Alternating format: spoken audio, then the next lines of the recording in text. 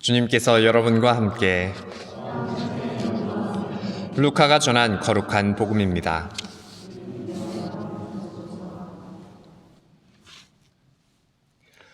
그때 예수님께서는 비유를 들어 제자들에게 이르셨다. 눈머니가 눈머니를 인도할 수야 없지 않느냐? 둘 다 구덩이에 빠지지 않겠느냐? 제자는 스승보다 높지 않다. 그러나 누구든지 다 배우고 나면 스승처럼 될 것이다. 너는 어찌하여 형제의 눈 속에 있는 티는 보면서 내 눈 속에 있는 들보는 깨닫지 못하느냐? 내 눈 속에 있는 들보는 보지 못하면서 어떻게 형제에게 아우야 가만 내 눈 속에 있는 티를 빼내주겠다 하고 말할 수 있느냐? 위선자야 먼저 내 눈에서 들보를 빼내어라.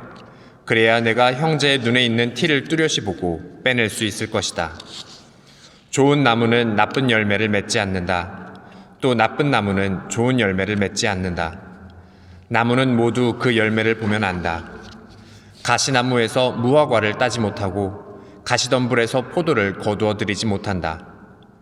선한 사람은 마음의 선한 곳간에서 선한 것을 내놓고 악한 자는 악한 곳간에서 악한 것을 내놓는다. 마음에서 넘치는 것을 입으로 말하는 법이다. 주님의 말씀입니다.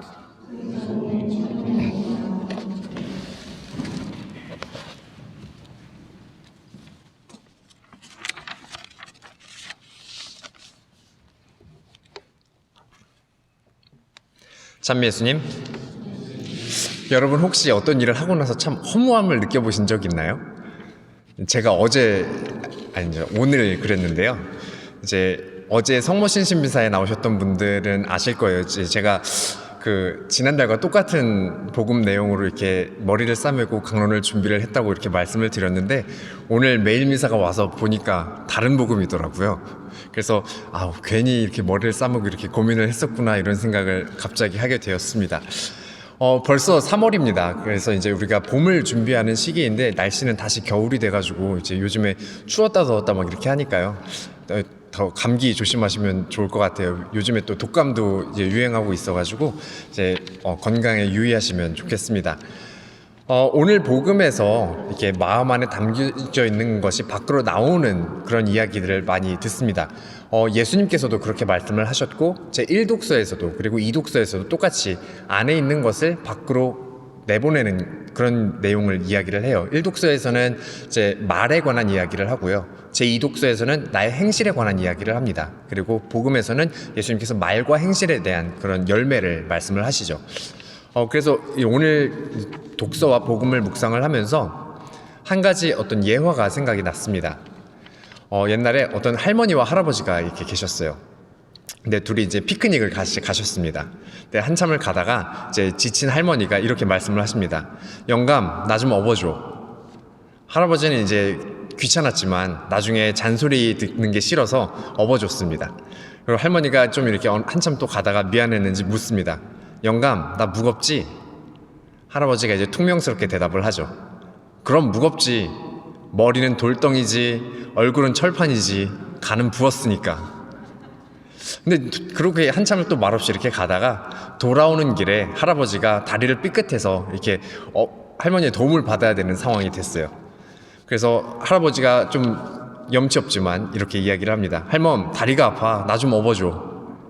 할머니가 이제 또 갈 때 이제 업어달라고 한 것도 있고 해서 싫지만 업어줬습니다. 근데 할아버지가 좀 무한한 마음에 이렇게 똑같이 물어보려고 했는데 똑같이 물으면 또 복수당할 것 같아서 이렇게 물어봅니다. 할멈, 나 가볍지? 할머니가 그럼 가볍지.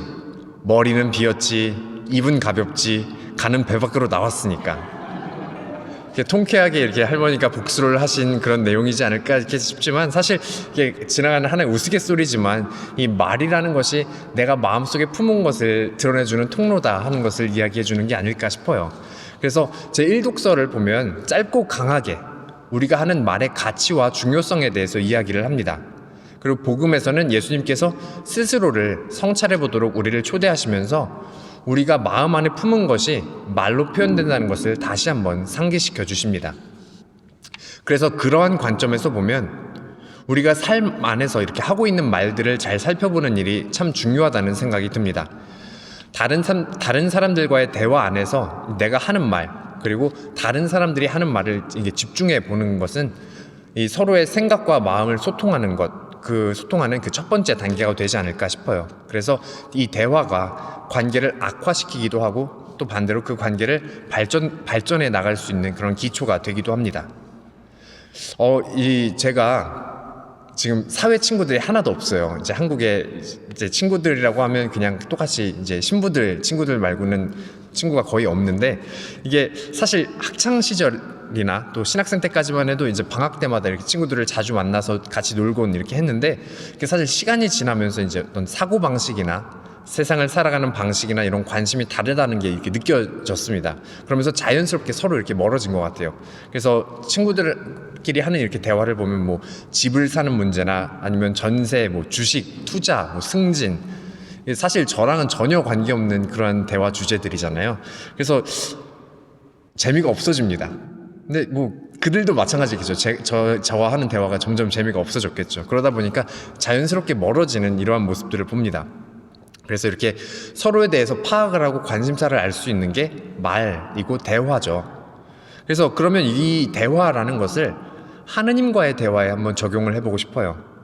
우리가 하느님과의 대화를 기도라고 이야기를 하잖아요. 그러면 내가 하느님께 무슨 말씀을 드리고 있는지, 어떤 이야기를 하고 있는지 거기에 초점을 맞춰 볼 필요가 있습니다. 또 반대로 그러면 하느님께서는 나에게 무슨 말씀을 하고 계시는지 거기에도 또한 집중해 볼 필요가 있을 것 같아요. 그분께서는 우리에게 뭐 내가 처한 상황을 통해서 또는 내 주위 사람들을 통해서 때로는 침묵을 통해서도 우리에게 말씀하고 계시기 때문이죠.